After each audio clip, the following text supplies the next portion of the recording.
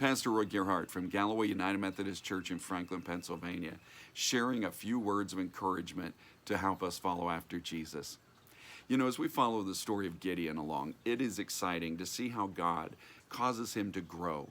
You know, when we first meet Gideon, he is a man living in hiding, afraid of the Midianites.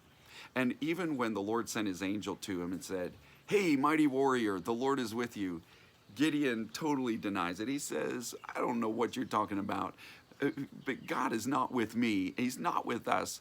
We have all this trouble because God has abandoned us." And when the Lord further challenged him to say, "Come on, go in the strength you have. I'm sending you to deliver the people," Gideon says, "Man, I don't know who you think I am, but I have no strength. I got nothing." And, and, and you think, this is a disaster. How could you work with somebody like this?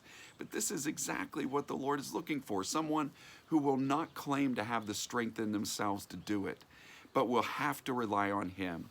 And the Lord takes Gideon from his hiding place and he begins to raise him up. First of all, Gideon, now beginning to be somewhat impressed with this angel, says, "Well, look, wait a minute. If you're for real, then don't disappear. Stay right here while I go and make a sacrifice and prepare a meal." So Gideon does that, brings this meal and sets it up in front of the angel. And the angel then takes the staff that's in his hand, touches all this stuff, and poof, it's gone. It's just torched immediately and is completely disintegrated. It's gone.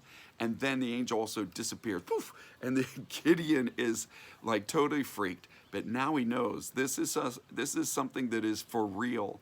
And so the Lord actually continues to speak to him and guides him to take that first bold step of destroying the altar of Baal and the pole of Asherah. These are the worship sites of these fake gods of the Canaanites that people have been turning aside to, that in fact has brought all this disaster on them. And Gideon goes out and he does it, but at night, because he's still afraid of his family, afraid of people in the town, and of course they do want to kill him the next day. But Gideon hangs in there. But still, as it's coming down to the wire of actually pulling this army together, his doubts and fears show themselves again, and God shows himself building up Gideon, coaching him along, because Gideon says, "Well, look, could you just do me a solid here? Could you help me to know for sure that this is you, God, telling me that you're going to give the Midianites into our hands, because I don't want to lead people into a disaster." And so this is where Gideon pulls out the fleece.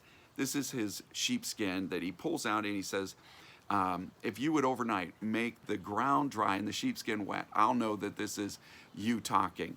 Well, the Lord does it, and then Gideon thinks, "Well, maybe I better double check." And so he asks them, "Please don't be angry. Just do me one more turn. Do it the other way around. The ground wet, the fleece dry." And the Lord does it. Gideon is slowly being brought along by the Lord, learning to trust him little by little, even though he has to have these little demonstrations along the way. All of us know that we need the Lord to help us to believe. We know that our faith is not our own product of strength and courage. No, we put our faith in Jesus, and when the Lord makes us know that he's there and he's for real, and he does that in these little ways in which he'll speak to us, in ways that his word will come alive for us, in ways that he will answer prayers and show himself to us in our lives.